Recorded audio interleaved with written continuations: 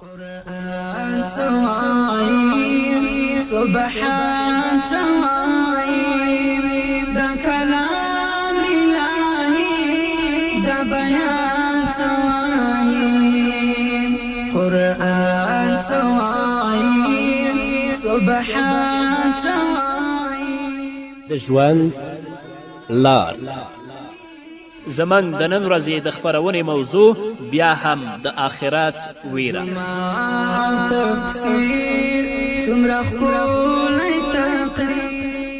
بسم الله الرحمن الرحیم الحمد لله رب العالمين حمد الشاكرين الصلاة والسلام على سيد الأنبياء والمرسلين سيدنا ونبينا وشفيعنا ومولانا محمد وعلى آله وأصحابه الطيبين الطاهرين قدرمن اوریدونکو د ژوند د لارې د خپرونې مینوالو السلام علیکم ورحمة الله وبرکاته ستاسو روغتیا او خوشحالي د پاک رب نه غواړم په دې هیله چې د صحت او عافیت جامې پر تن ولرئ او خوشحالي مو په برخه وي دا دی زه محمد یاسین فهیم د ژوند د لارې د خپرونې په وړاندې کولو کې ستاسو په خدمت کې یم زموږ د نن ورځې د خپرونې موضوع بیا هم د آخرت ویره درنو اوریدونکو په تیرې خپرونه کې تاسو واوریدل چې حضرت ابابکر صدیق رضی الله تعالی عنه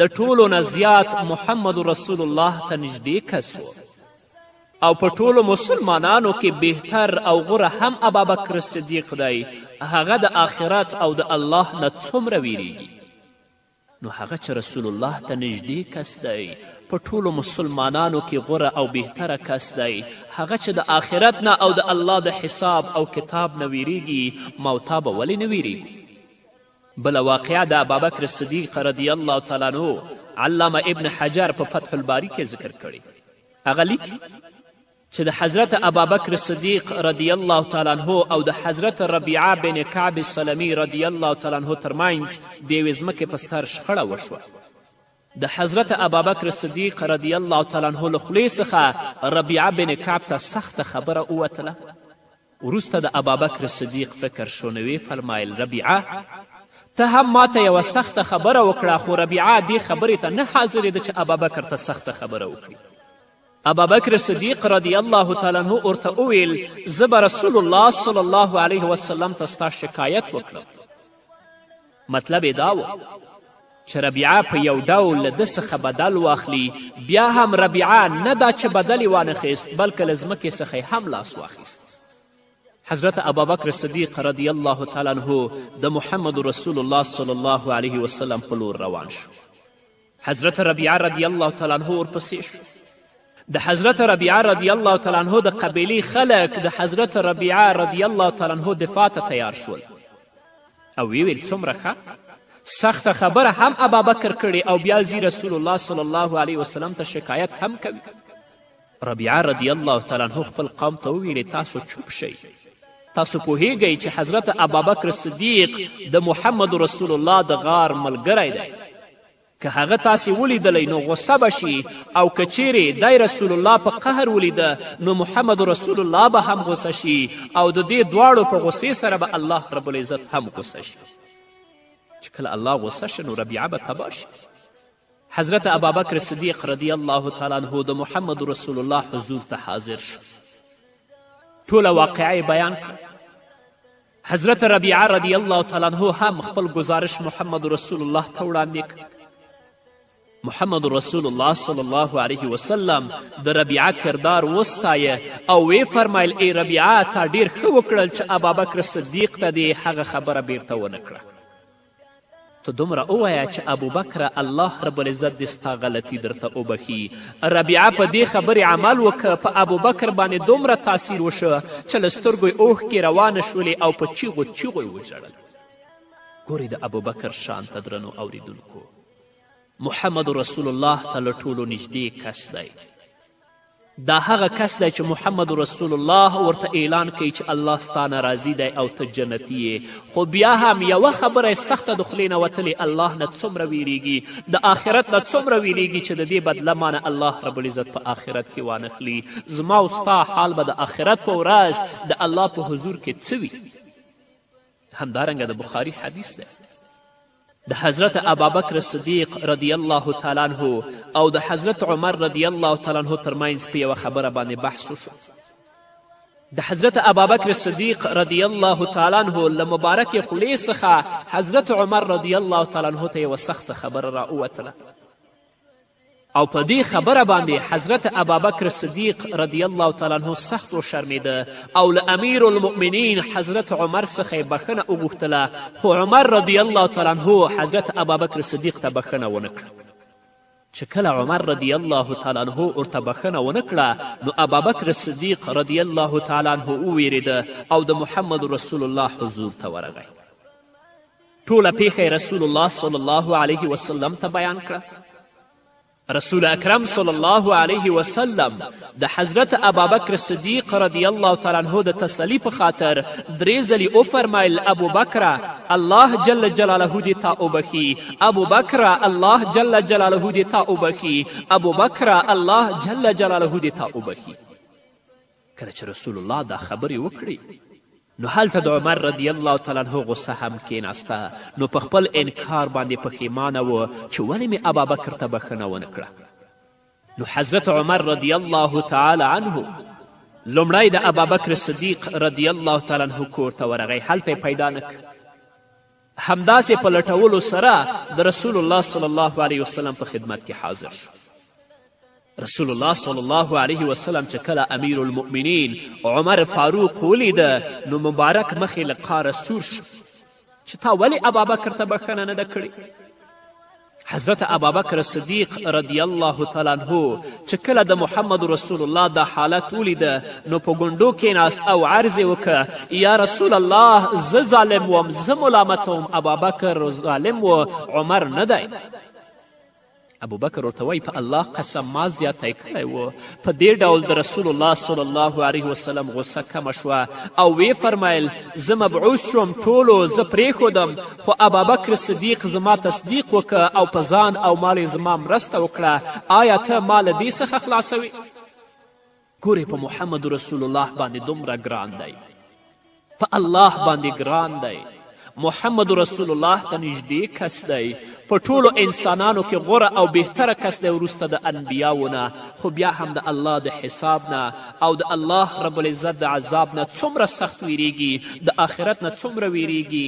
راځي د محمد رسول الله صلی الله علیه وسلم حضور ته تر څو عمر رضی الله تعالی عنه په ژوند کې هغه ته بخښنه وکړي. زموږ او تاسو به په آخرت کې څه حال؟ د اصحابو کرامو دا حق خوښونه او انصاف په آخرت باندې پوخ ایمان او په جزا او سزا باندې د پوره باور نتیجه وه. آیا د الله رب العزت څخه د بیزارو او آخرت هیرونکو خلکو دومره لوړ او پاک کردار په برخه کیدلی شي؟ هیڅکله نه. حضرت ابوبکر صدیق رضی الله تعالی عنه یوازې خپله د آخرت د فکر مجسمه نمونه نه و، بلکې نورو ته هم له آخرت څخه د ویرې او د نیک ژوند تیرولو تعلیم ورکوه. یوه ورځ ابابکر صدیق رضی الله تعالی عنه په خپل تقریر کې وفرمیل ای د الله رب العزت بندگانو، تاسې په دې هم پوه شئ چې الله ستاسې ځانونه د خپل حق په بدل کې ګرو کړي دي او له تاسې څخه یې کلکه ژمنه اخیستې ده او د دې لږ او فاني کیدونکي دنیوي ژوند په بدل کې تلپاتې اخروي ژوند در بخلی، او دا د الله رب العزت کتاب چې ستاسې په منځ کې دی د دې معجزې هیڅکله پای نه لري او ختمېدونکي نه دي او د دې روښنایي هیڅکله نه مړه کیږي. نو بیا د الله په ارشاداتو باور ولرئ او له دې کتاب څخه ګټه واخلئ. الله رب العزت تاسې د خپل عبادت لپاره پیدا کړي او پر تاسې دوه لویې کاتبینې یعنی لیکوالانې مقررې کړي دي. هغوی په ټولو هغو شیانو پوهیږي چې تاسې کوئ. که په تاسې کې قوت او طاقت وي نو خپل وخت د الله په کارونو کې ولګوئ او دا ځواک او طاقت د الله رب العزت په توفیق لاسته راځي. د حضرت ابابکر صدیق رضی الله تعالی عنه د ژوند وروستۍ شیبې وې کله چې حضرت عمر رضی الله تعالی عنه د خپل په ځای خلیفه ونوموه نو هغه ته نصیحت کوي چې د هغه نصیحت له هرې جملې څخه د آخرت فکر ښکاري چې د هغې څو جملې به زه تاسو ته وړاندې کړم. ابوبکر عمر ته وایي عمره د الله رب العزت هغه حق چې په شپې پورې اړه لري هغه د ورځې نه قبلوي او د الله رب العزت هغه حق چې په ورځې پورې اړه لري د شپې نه قبلوي. د هر کار کول په خپل وخت باندې ضروري دي او الله تعالی تر هغه وخته پورې نفل نه قبلوي تر څو چې فرض ادا نه کړي. عمره آیا ته فکر نه کوې چې په دنیا کې په حقیقت کې د هغه چا د تلې پله درنه وي چې د حق د پیروي له امله په آخرت کې درنه وي هغه چې حق پکې وي. او ای عمره آیا ته نه پوهیږې چې د قیامت په ورځ چې د کومو خلکو تله سپکه شي د هغوی د باطل د متابعت له امله سپکوي او حقیقت دا دی چې د میزان په هغې تله کې چې له باطل څخه پرته بل څه نه وي هغه باید چې سپکوي. ای عمره آیا ته نه ګورې چې الله رب العزت چیرته هم د دوزخیانو ذکر کړی د هغوی د بدو اعمالو سره یو ځای ذکر کړی دی. له دې امله کله چې ته هغوی یاد کړې نو داسې به وایې هیله ده چې زه به له هغوی څخه نه یم. په همدې ډول چیرته چې الله رب العزت د جنتیانو ذکر کړی ورسره یې د هغوی د نیکو عملونو ذکر هم کړی. که چیرې له هغوی څخه کوم بد عمل سر ووهي نو الله رب العزت د هغوی د نیکو عملونو په خاطر له هغه څخه تیریږي. که ته چیرته جنتیان یاد کړې نو ووایه چې زما عملونه د هغوی په اندازه کله دي او که ته زما وصیت په یاد ولرې نو تا ته به مرګ له هر غایب او حاضر څخه ډیر ګران او عزیز وي. مرګ راځي او ته داسې نه یې چې مرګ عاجز او کمزوری کړی شي. خامخا مرګ در باندې راځي. کله چې ابوبکر صدیق رضی الله تعالی عنه د مسلمانانو له معاملاتو څخه وزګار شه نو د خپل کور منتظم یې راوغوښت او پوښتنه یې وکړه ته زما د کور منتظم وي زما او ستا حساب څنګه دی؟ هغه منتظم ځواب ورکړه زما 25 درهمه په تا باندې دي ما هغه تا ته دربښلي دي. ابوبکر صدیق ورته وفرمیل چوپ شه زما د آخرت سامان په پور مه درنوه. هغه منتظم چې دا خبره واورېدله په ژړا شو. د محمد رسول الله خلیفه ورته وویلې د ژړا او ویرې اړتیا نشته له صبر څخه کار واخله. زه هیله لرم چې زه هغه ځای ته روان یم ما ته له دنیا څخه ډیر ښه او تلپاتې دی. وروسته له دې څخه حضرت عایشه رضی الله تعالی عنها راوغوښتله او هدایت یې ورکه چې هغه منتظم ته 25 درهمه ورکړي. اوس تاسې لږ دې ته پام وکړئ چې د محمد رسول الله جلیل قدر خلیفه او د اسلامي حکومت تر ټولو لوی رهبر چې د خپل رب او غوره آقا چې دی خلیفه و حضور ته په څه ډول کفن کې حاضریږي. ابوبکر صدیق خپل لور ام المؤمنین عایشه صدیقه رضی الله تعالی عنها راوغوښتله او پوښتنه یې ورځینې وکړه چې نبی کریم صلی الله علیه وسلم ته د څو ټوټو څخه کفن ورکړی شوی و. ام المؤمنین حضرت عایشه رضی الله تعالی عنه ځواب ورکوي د 3 ټوټو نه. د ابابکر صدیق رضی الله تعالی عنه په ځان کې 2 شلیدلې او زړې جامې وې. ویې فرمایل 2 جامې موجودې دي او درېیمه له بازار څخه راوغواړئ. ام المؤمنین حضرت عایشې رضی الله تعالی عنها عرض وکړه پلار جانه موږ 3 واړه جامې نوې اخیستلی شو 3 واړه نوې به د بازار نه راوغواړو. ابوبکر وفرمیل لور جانې د مړو څخه ژوندي د نوو جامو ډیر مستحق دي. د وینو او د زوو لپاره همدا جامې ښې دي. قبر د آخرت لومړی منزل دی. د حضرت ابابکر صدیق رضی الله تعالی عنه په آخرت باندې ایمان دومره قوي ژوندی او تازه و چې د آخرت د منزل احوال او کیفیت د ده په سترګو او نظر کې تل موجود و. دا د الله خاص بنده و. محمد رسول الله ته نږدې کس و. وروسته د انبیاو نه په ټولو انسانانو کې غوره کس و. دومره د الله نه او د آخرت نه ویریږي. ما ته چې ټول ژوند په ګناه کې تیرو په فساد کې تیرو که د الله نه ونه یریږو د آخرت نه ونه یریږو الله به بیا تباه کړي. الله رب العزت دې موږ او تاسو ته د نیکو اعمالو توفیق راکړي تر څو د آخرت ویره زموږ او ستاسو په زړونو کې ځای ونیسي او هغه سخته ورځ الله رب العزت په موږ او تاسو باندې اسانه کړي. په همدې هیله درنو اوریدونکو نور به واورو خو د یوې دمې نه وروسته. د خوږ زړونو طبیب هر مؤمن ته قریب. د خوږ زړونو طبیب هر مؤمن ته قریب. د خوږ زړونو طبیب هر مؤمن ته قریب. د خوږ زړونو طبیب اریانا کی زمون ستر ارمان سوای اریانا کی زمون ستر ارمان سوای دا کلام الهی دا بیان سوای قرآن سوای سبحان سوای دا کلام الهی دا بیان سوای. درنو اوریدونکو بیا هم زموږ سلامونه ومنئ. اوس تاسو ګورئ چې د اسلام دویم خلیفه امیر المؤمنین سیدنا حضرت عمر فاروق رضی الله تعالی عنه د الله نه او د آخرت نه څومره ویریږي. حضرت عمر فاروق رضی الله تعالی عنه د محمد رسول الله دوهم خلیفه و.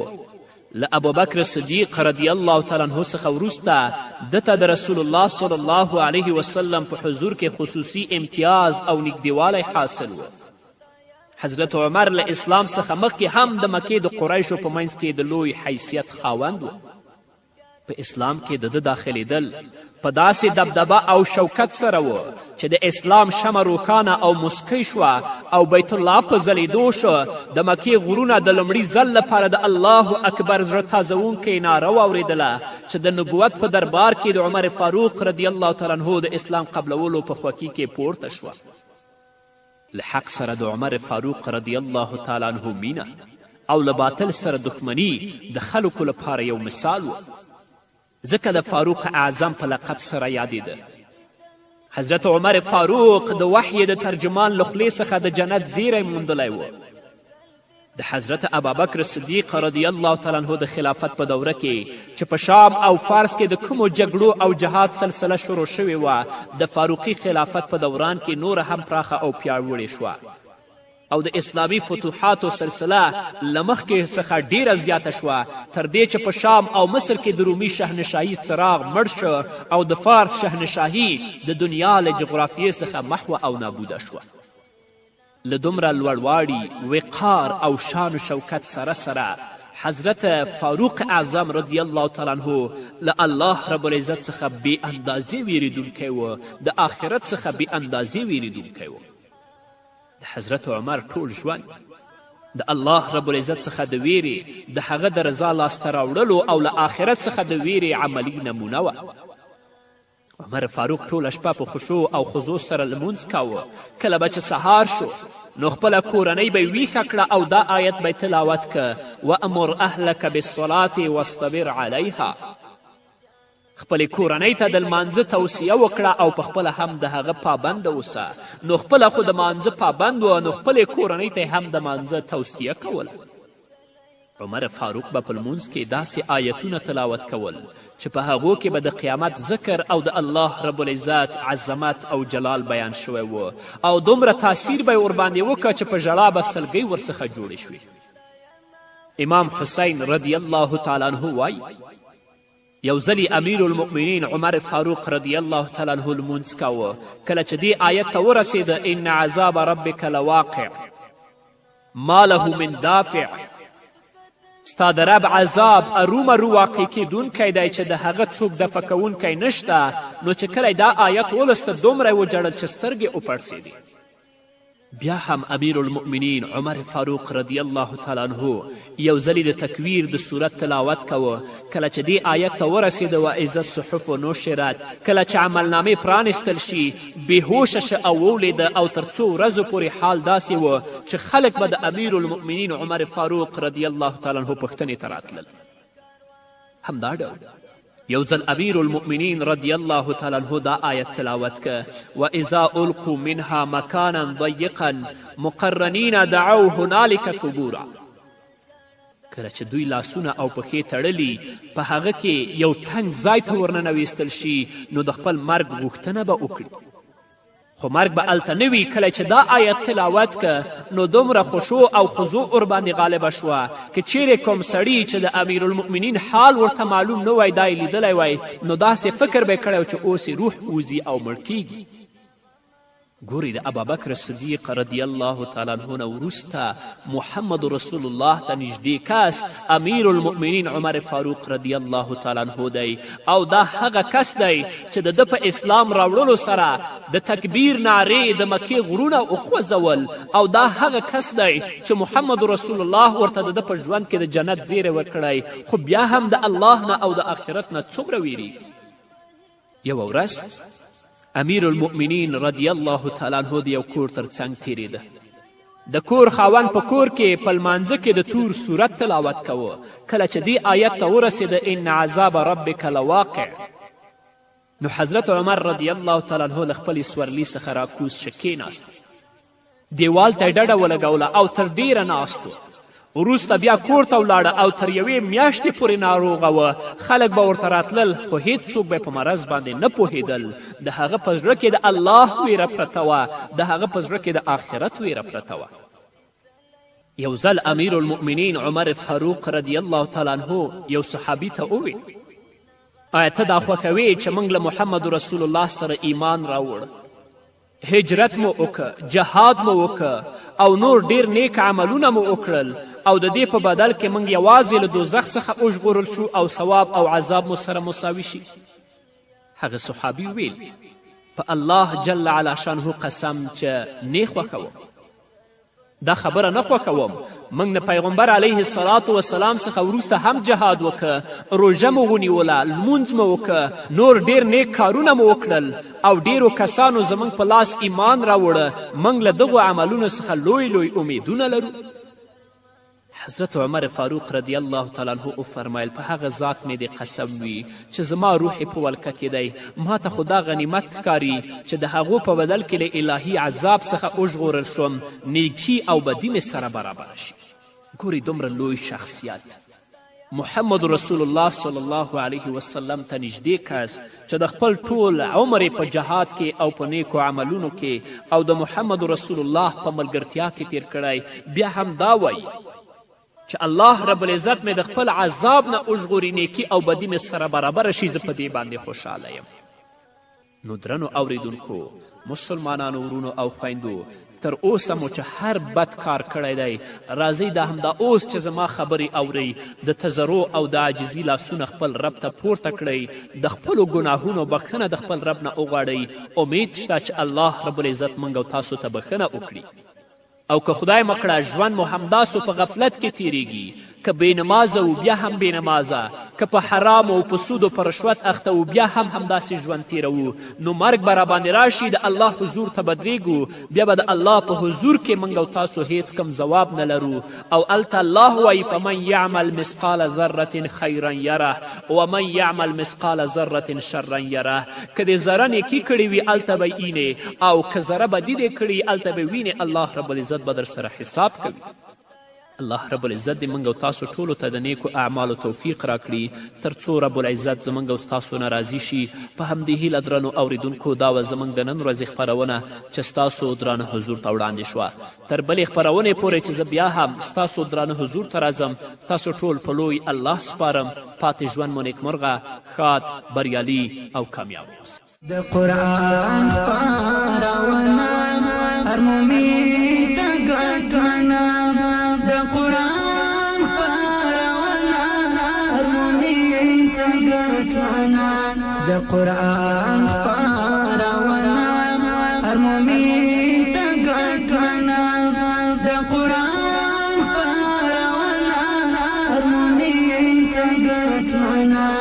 حنفي دیوبندي او افغان سوای، حنفي دیوبندي او افغان سوای، دا کلام الهی دا بیان سوای، قرآن سوای، سبحان سوای، دا کلام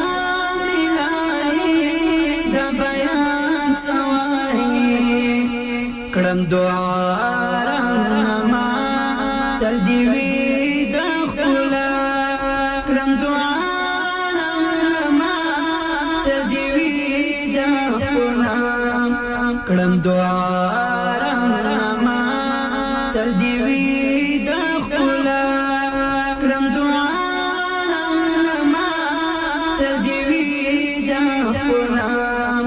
د توحید سلام ستوري او جانان سوای د توحید سلام ستوري او جانان سوای د کلام الهی د بیان سوای قرآن سوای سبحان سوای د کلام الهی د بیان سوای